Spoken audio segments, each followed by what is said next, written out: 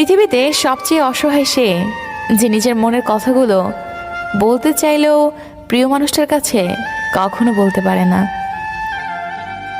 মেয়ে হয়ে জন্ম নেওয়া সহজ, কিন্তু বেঁচে থাকা অনেক কঠিন। হাসতে গেলেও ভাবতে হয়, কাঁদতে গেলেও ভাবতে হয়।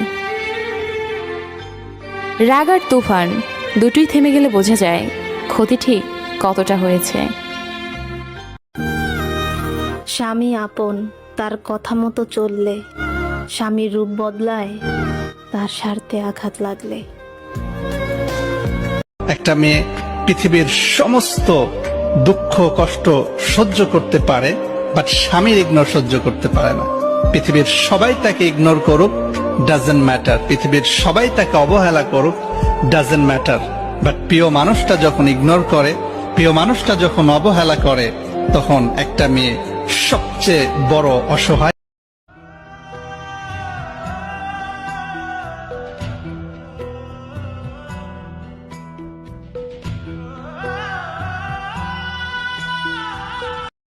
अब चलो हम जैसे भी हो संभल से हर खता।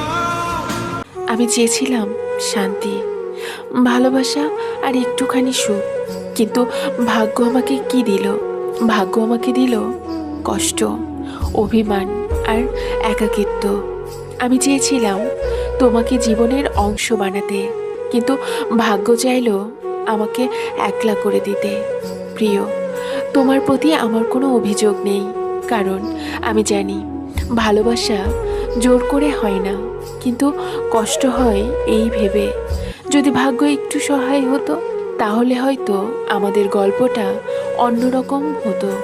আমি আজও নিজেকে প্রশ্ন করি কোথায় ভুল ছিল আমার, কিন্তু উত্তর পাই না। হয়তো ভুলটা ছিল আমার স্বপ্ন দেখার, হয়তো ভুলটা ছিল ভাগ্যের উপর ভরসা করার।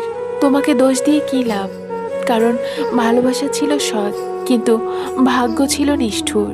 তাই আজ আমাদের এই কি অদ্ভুত সংসার, তাই না?